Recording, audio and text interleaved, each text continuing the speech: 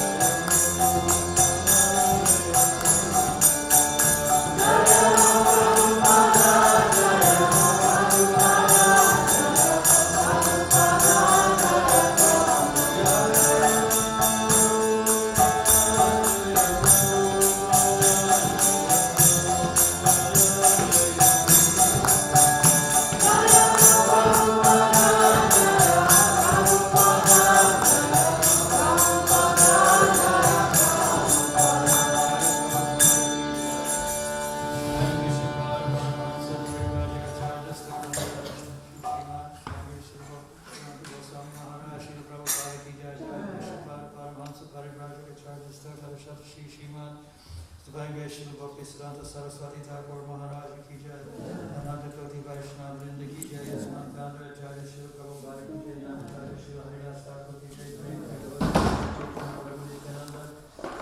Maharaj Prasadi Gaur Bhakta Vrinda ki jai, Shri Radha Krishna Govardhana Mukunda Goswami ki jai, Shri Vrindavan Dham ki jai, Shri Navadvip Dham ki jai, Shri Manipur Dham ki jai, Shri Uttara Dham ki jai, Shri Jagannath Puri Dham ki jai, Shri Gauritai ki jai, Shri Krishna Balarama ki jai, Shri Giriraj Swami ki jai, Shri Govardhana Dhara ki jai, Shri Govardhana Dham ki jai, Shama Veda Bhakta Vrinda ki jai, all glories to the assembled devotees, all glories to the assembled devotees, all glories to the assembled devotees, all glories to the assembled devotees, all glories to the assembled devotees, Shama Veda Bhakta Vrinda ki jai, all glories to the assembled devotees.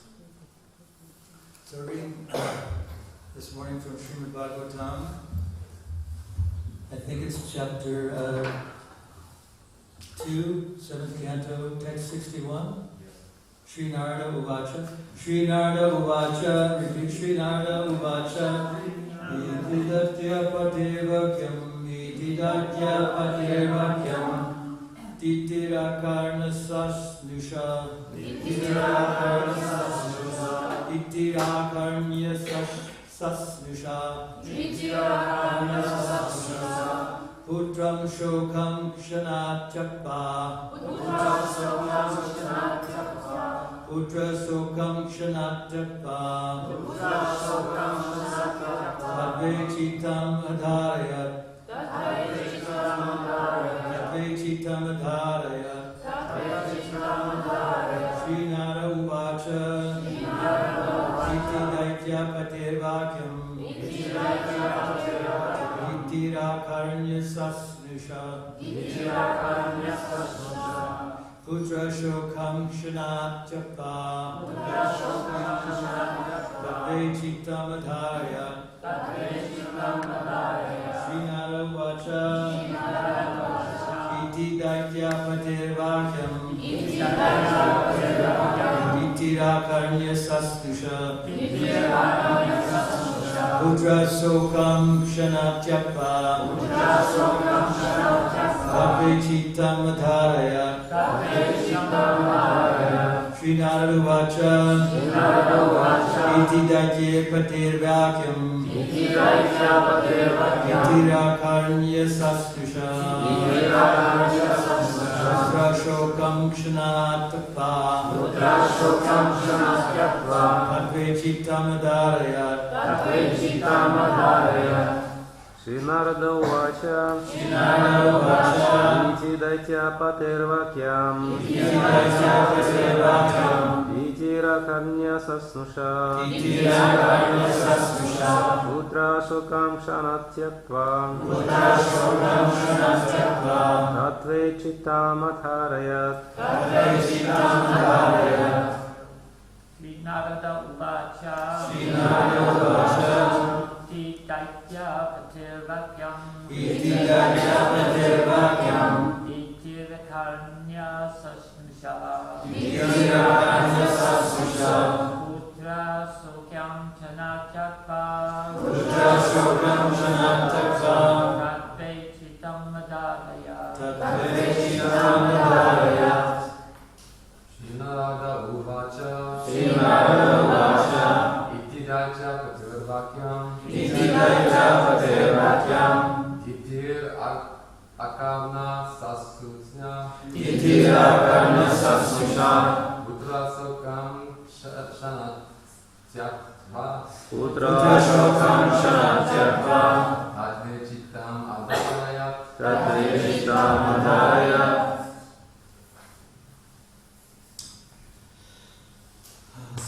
Word for words, repeat. Sri Narada Uvacha. Sri Narada Uvacha. Sri Narada Muni said. Sri Narada Muni said.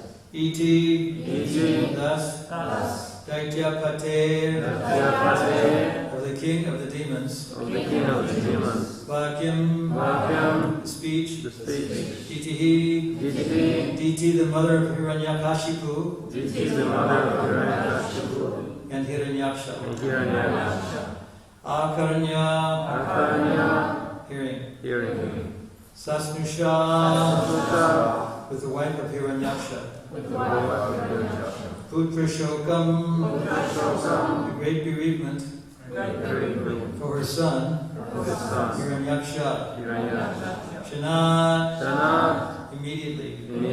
Tattva, giving up.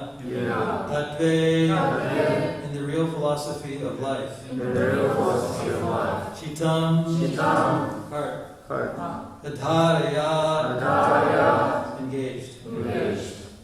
Translation by Srila Prabhupada. Sri Narada Muni continued, Diti, the mother of Hiranyakashipu and Hiranyaksha, heard the instructions of Hiranyakashipu along with her daughter-in-law, Rishubhanu, Hiranyaksha's wife. She then forgot her grief over her son's death and thus engaged her mind and attention in understanding the real philosophy of life. Purport by Srila Prabhupada. When a relative dies, one certainly becomes very much interested in philosophy. But when the funeral ceremony is over, one again becomes attentive to materialism. Even Daityas, who are materialistic persons, sometimes think of philosophy when some relative meets death. The technical term for this attitude of the materialistic person is samashana vairagya, or detachment in a cemetery or place of cremation.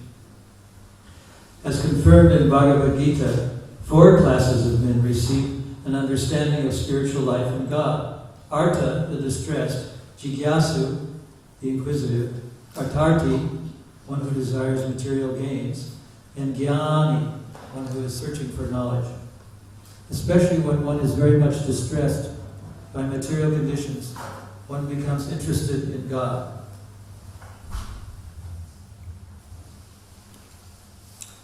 Therefore, Kunti Devi said in her prayers to Krishna that she preferred distress to a happy mood of life.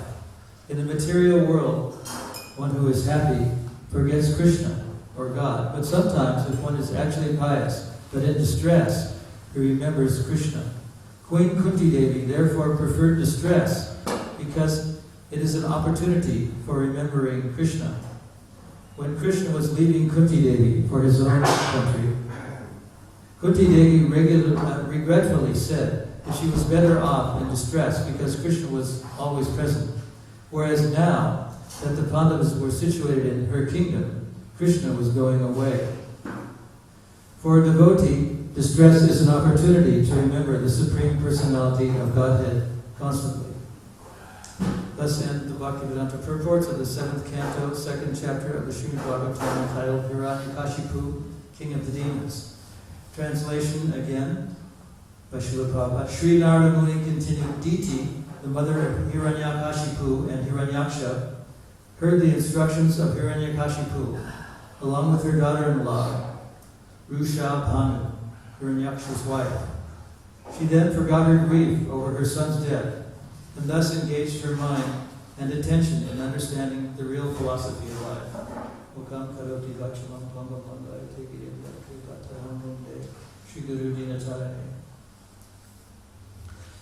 So in the purport, Prabhupada is mentioning that there's a type of spirituality that occurs when one is very much bereaved or aggrieved after the death of a close relative. And technically, that's called samashana vairagya, or detachment in a cemetery, or place of cremation. I heard stories from various people who are distributing books, that when they distribute a book to a person who was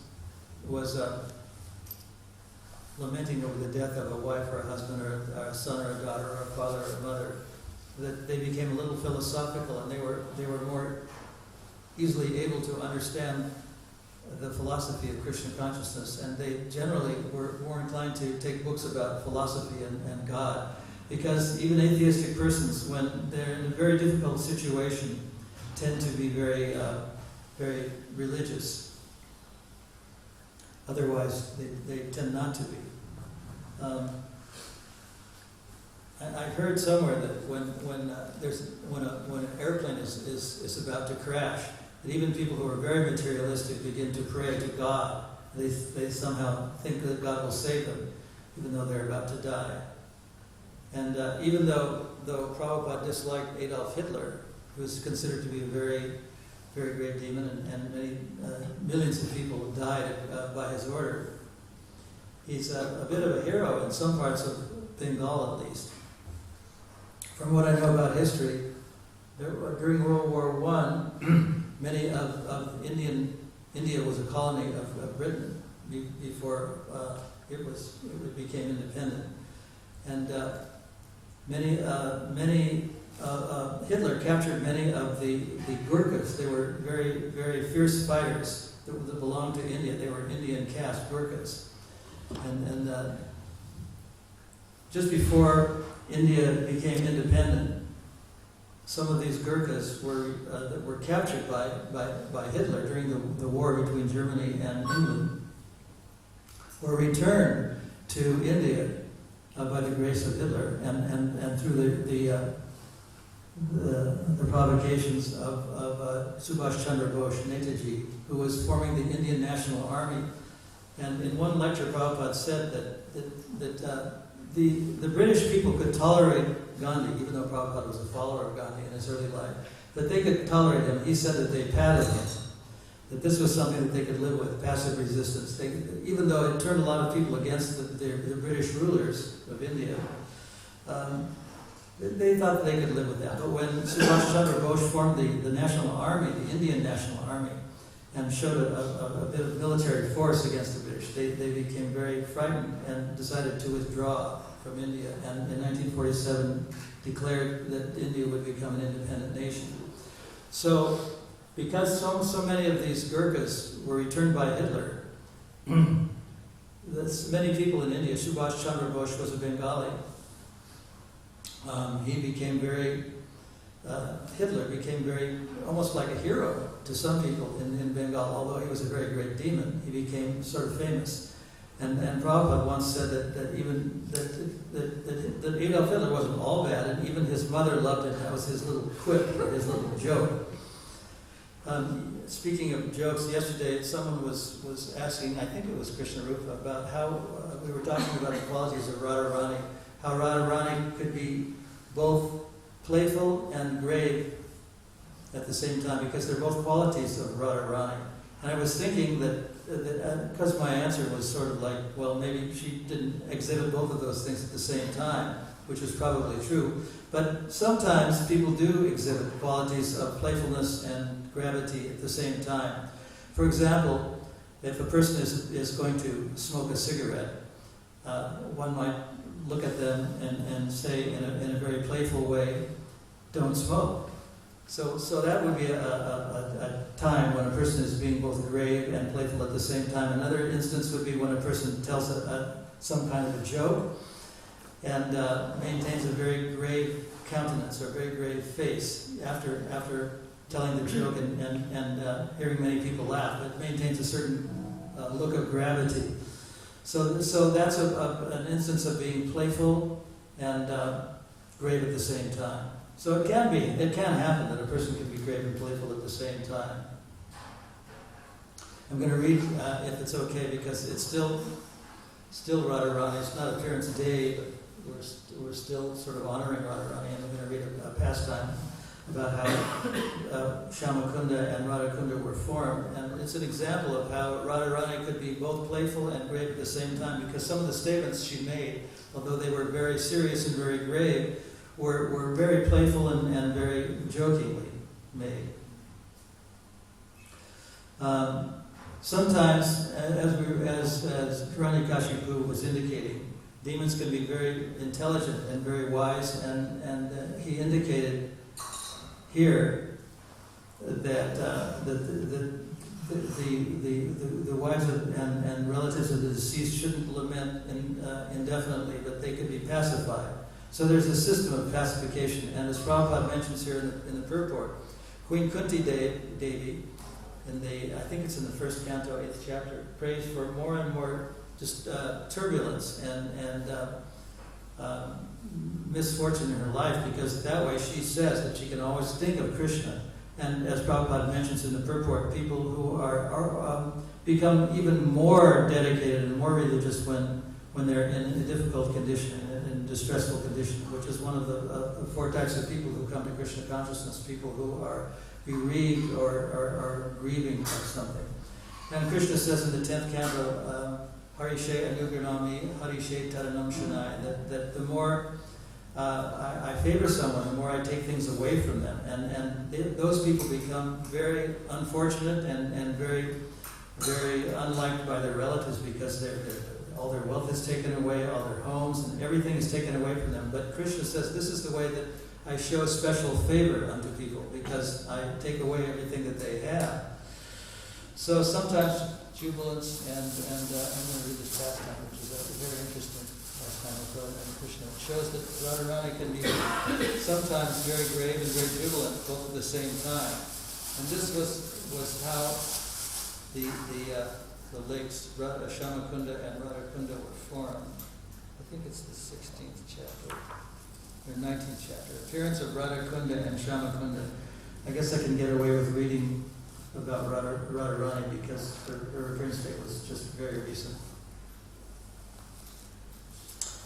Once, Kamsa sent a demon named Aristasura to Vraja. Probably some of you have seen this painting of Krishna fighting with the Aristasura demon, who in the form of a bull was trying to attack him, and Krishna subdued him by placing both hands around his horns. And even though Aristasura was very fierce and manifested in many different bodies and very strong as a bull, Krishna was able to subdue him.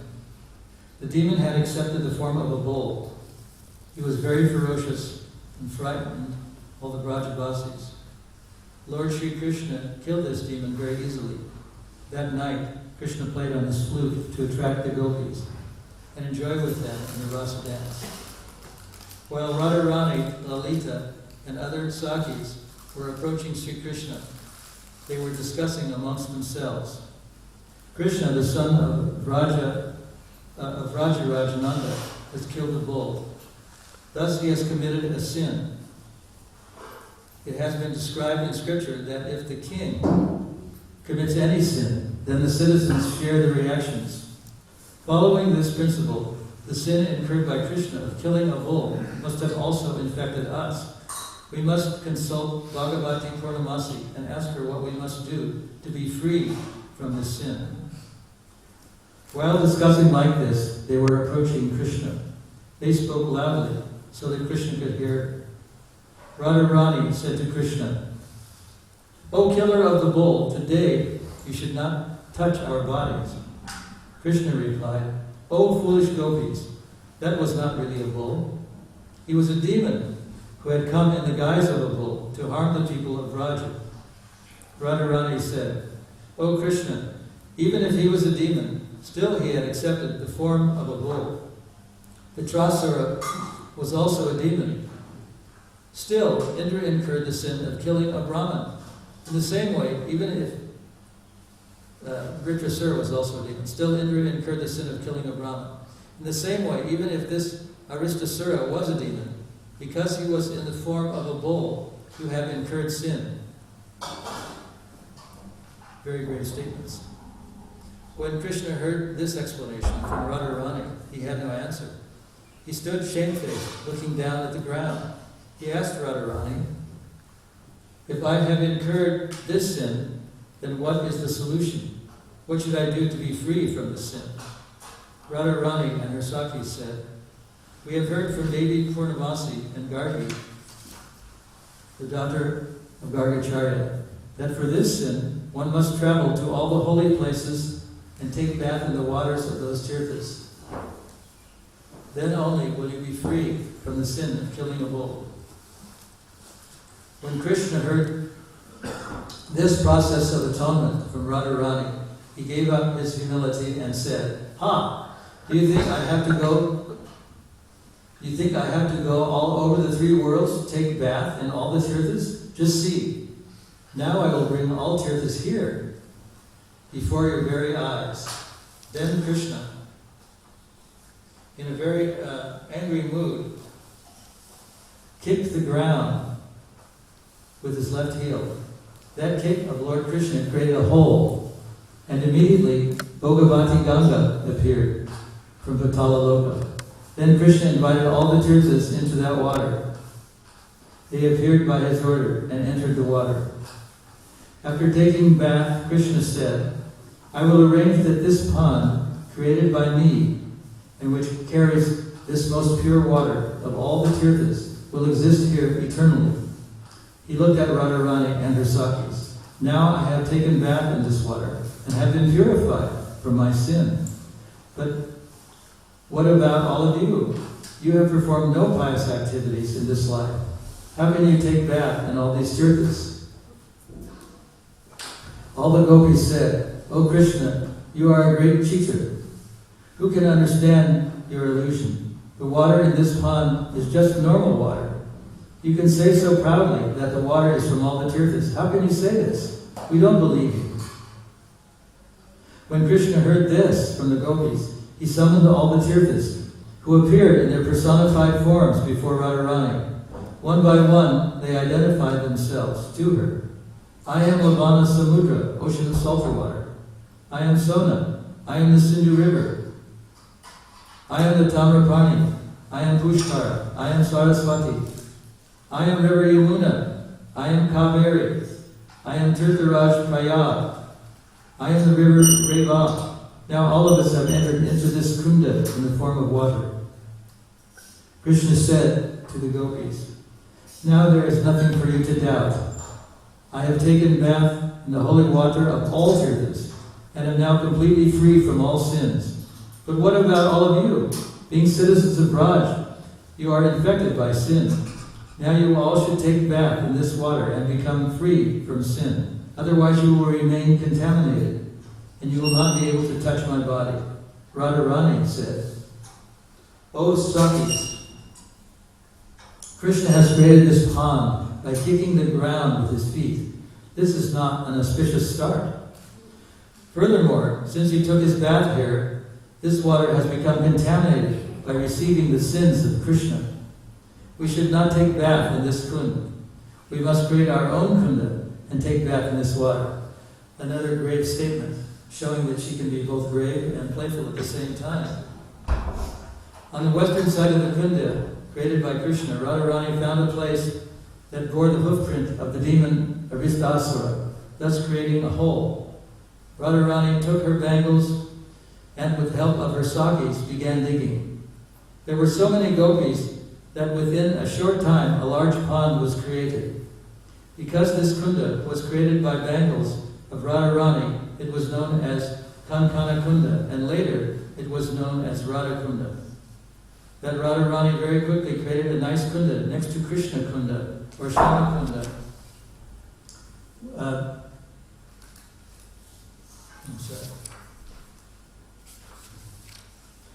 Thus Radharani very quickly created a nice kunda next to Krishna Kunda, or Shama Kunda.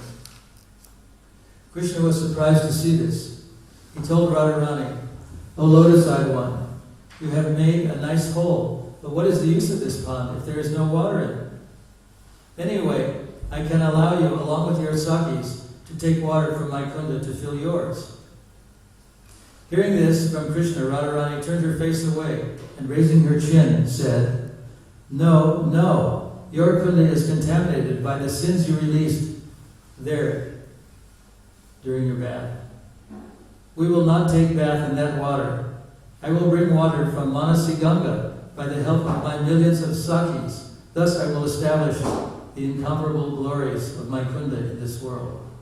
Krishna thought this would be far too laborious a task for Radharani and the gopis. And so he indicated to all the Tirthas to approach Sri Radhika to serve her. Immediately, the personified Tirthas appeared before Srimati Radharani and offered her prayers. They said, O Devi, who can calculate the greatness of your glories? The Vedas do not know the end of your glories. Brahma, Shiva, and Narada also do not know the end of your glories. Sri Uddhava is always meditating on your unlimited glories. The corner of your lotus feet are radiant rays. Radiant rays of beauty, desired even by Lakshmi Devi. Only one person knows your glories in full. He is the son of Nanda Maharaj, who is cleaning the perspiration of your body out of love for you. He decorates your lotus feet very beautifully with ankle bells.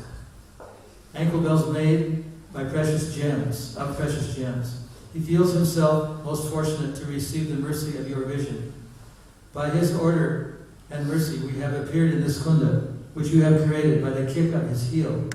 O Srimati Radhika, kindly accept us by casting your merciful glance upon us. Let us live in your kunda and always have the opportunity to behold your sweet pastimes with Krishna. Thus all our desires will be fulfilled. Hearing the prayers of the personified Tirthas, Radharani looked upon Sri Krishna and smiled. She said, O Tirthas, I am very pleased with your prayers. Now you may enter into my kunda by your sweet will. On this merciful order, immediately Sri Krishna, with the help of his flute, made a hole in the dam between both kundas, and the water of Shama Kunda entered Sri Radha Kunda. Srimati Radharani entered her kunda at midnight on Kartika Purnama, Krishna Astami, or Bahulastami Tirtha, or Bahulastami Titi. When Krishna saw Radha Kunda filled with water, he also took bath there. He said to Radharani, O most dear one, I will take bath and engage in water sports daily in this kunda created by you. As you are dear to me, this kunda created by you is also very dear to me. Every year, thousands of devotees take bath at Radha Kunda on this titi and muhurta to attain the perfection of life. I don't know if anyone has been there, but it happens once a year. There are thousands of devotees who go to bathe at Radha Kunda at midnight. Kunkana Kunda still exists inside Radha Kunda. It is 20 feet square and 16 feet deep. When devotees emptied Radha Kunda for cleaning purposes, at that time, Kankana Kunda was visible. So, should stop there because that's the end of our time. So, does anyone want to say anything or ask anything or make a comment? Doesn't have to be about anything that was said necessarily, yes? What potencies does Radharani or Lakshmi Devi possess in terms of tattva? Because we know that Balaram is also, almost on the level of Krishna as a Supreme Personality of Godhead. I mean, he has powers and he can utilize his opulences as Krishna can. So how does Lakshmi Devi or Radharani, how do they exhibit their kind of supernatural powers? I mean, at least within this material world, is it possible for them to have those potencies? Or? Well, the very fact that Radharani expands into Lakshmi Devi shows that there's some special potency there. And her tattva, as described in this book, is not Jiva tattva and it's not Vishnu tattva. It's something somewhere in between, but she does have special powers.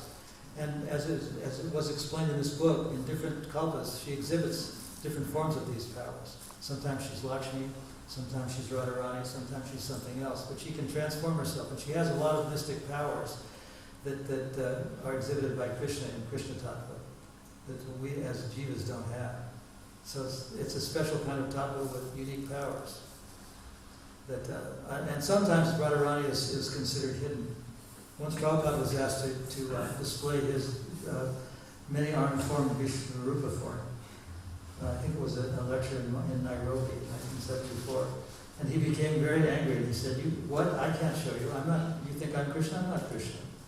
So even though he had power, he didn't always show them. So similarly, since Radharani had a lot of power, since she's a special tattva, she didn't always exhibit all of these powers. And Prabhupada's comment to this person was that non-Krishna can't show this power. He said, I have as much power as I can explain to the foolish rascals that Krishna is Bhagavan. That's as much power as I have. So Radharani accepted the humble position of not showing her great transcendental powers all the time. But she did have them. her power in Krishna was Pardon? displayed. Like her power in Krishna in Vrindavan was definitely displayed. But she also had the mystic power to subdue Krishna. Krishna is known as Madhu Mohan, the attractor of Cupid, and Radharani is known as Madhu Mohan Mohini, the one who can attract the attractor of Cupid. So she has special powers. And Krishna is also known as unconquerable. Achyuta is an unconquerable person, or Ajita means unconquerable also. But Radharani has the power to captivate and subdue Krishna.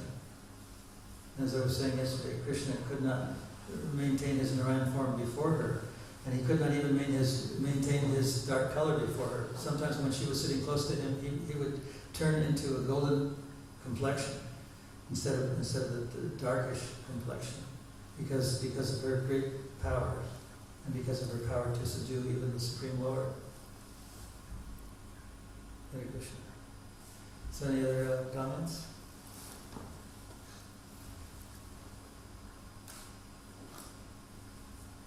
Hare Krishna. Yes?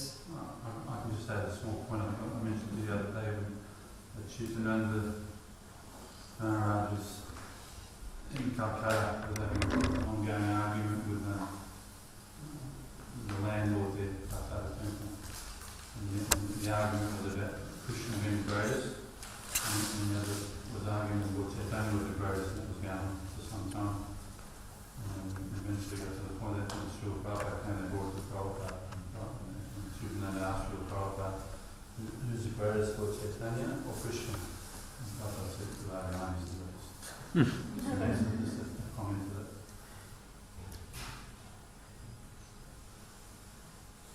She's the boss.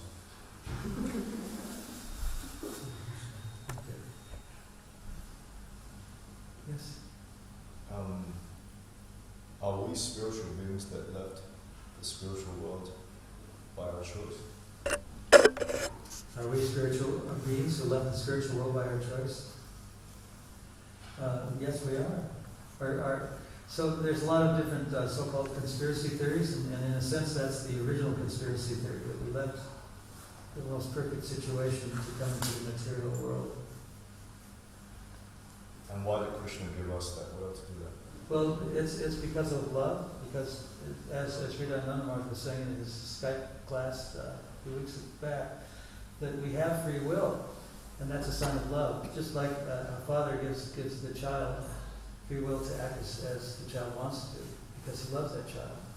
And even though sometimes it's not the best thing for the child, still there's a saying in American English that a person is sometimes given enough rope to hang himself on. So the idea is that if we love someone, we give them freedom to do whatever they wish to do, even though we may not like it. That's one reason why we have that, why we're given that free will from Krishna. Makes any sense? Why do we want to leave the spiritual world? Why do we want to leave the spiritual world? Because we have the desire, like Krishna has, to be the supreme controller and to enjoy everything and to enjoy life. And when that desire becomes very strong, we'll leave Krishna's service and try to be Krishna, or try to enjoy the way Krishna enjoys. And that's the difference between someone who is liberated or spiritual and a person who is material. A person who is material wants to be the Lord of everything that I survey, and wants to enjoy everything. But the idea is that Krishna is the supreme enjoyer, as is mentioned in the Bhagavad Gita, that I am the supreme enjoyer of all, and the supreme proprietor, and the supreme friend. So when a human being wants to enjoy, like Krishna, then he becomes material, he or she becomes material. Actually, the soul is not he or she. And sometimes people have changed genders to serve Krishna in different ways. Yes? It's also said that we were never in the spiritual world in Goloka Vrindavan with Krishna. We were in the spiritual world at some other part of the spiritual world. Well, that's one way that's explained, that because there's when we talk of the spiritual world, we're talking about different parts of it, different places. And if we're in Goloka or Krishna Loka, then there's no coming back, as Krishna says in the Bhagavad Gita, Janma Karma Chaneti Yam. But if we're in another dimension of the spiritual world, it's not Goloka Vrindavan, then it's possible to exercise one's free will to become materialist and leave the semblance of Krishna. So it's a great mystery in one sense that there's no coming back from the spiritual world, but at the same time there's always a flow from the spiritual world to the material world. And why that exists is something that you can argue forever and never come to a conclusion. And people have done that, they've argued. And Prabhupada once gave the example of someone wrote about that in a letter to Srila Prabhupada. His answer was that it's something like crow and tall fruit logic. I don't know if this is a letter that Prabhupada wrote to Madhavisa explaining what crow and tall fruit logic was. And the incident was that there were 3 wise men sitting under a tree, and a tall fruit, that's a certain kind of fruit that exists in tropical parts of the world, fell down. And one of them said, "Oh, it's very interesting and when this fruit fell down, a crow flew away. It was perceived that this crow was flying away from somewhere in the tree. And the first wise man said that, oh, it's very interesting that the crow has landed on this branch and loosened the tall fruit just enough so that it would fall down. And the second one said, no, what happened was that the fruit was loose, it fell down and it frightened the bird, and therefore the bird flew away. And the third one said, no, what actually happened is the bird landed, and just at that very second, at that very moment in time, the tall fruit fell down. That's what really happened. So they were all in disagreeing on what happened, even though this occurrence was visible to another person. And as the story goes, a fourth person came along, offered the fruit to Krishna and ate it. Anyway, that's the story of crow and tall fruit logic in the letter that Prabhupada wrote to Madhavisa. Yes? Just sort of referring back to what you were saying before, so you were saying that it is possible to fall down from our position in the Vaikuntha planets, but not go over Vrindavan. Well, that's one thing. Yeah. And once, I think I mentioned this before, Prabhupada was on a walk in England, and I think it was 1974 or 75, and he said to one of his sannyasis whose name I won't mention, the discussion turned to the topic of demons and demonology. And Prabhupada turned to the sannyasi and said, but don't you become a demon. So the idea is that even though one is very spiritually oriented, one can fall down at any time, even from the sannyas platform, which is supposed to be the topmost of the varnas, of the facilities that one can attain. So one can become one can become a devotee from demonhood, and one can become a demon from devoteehood, according to that talk. We have that example of the only example we have about someone falling from Vaikuntha was Jai and Vijay. Actually, it's appropriate because well, that's also contested. It's a bit controversial because some people said that because Jai and Vijay weren't actually in Vaikuntha because they were the gatekeepers, they were just outside of Vaikuntha. Therefore, they could fall down. And the people that are in Vaikuntha don't. Anyway, there's different notions about that, about why that happened. Yes. I have a comment to what you were asking about. So if someone shot you from the back with an arrow, so what is the use of discussing, who was that, at which angle he shot the arrow, and what kind of bow was that? And you just need to save your life, and then you understand everything. So there is no need for much discussion of anyway, we somehow or other we are suffering in this world, and Prabhupada gave us this method how to save your life. And so what is the use of, well, there is a use, because this is this is an intelligence, just not to blindly believe in something, but try to comprehend. But anyway, it's something which is not perceived. We cannot perceive with our material mind, because this question relates to the spiritual world. So it's anti-matter. It's not a matter which we can perceive with our senses, with our subtle body, like the mind.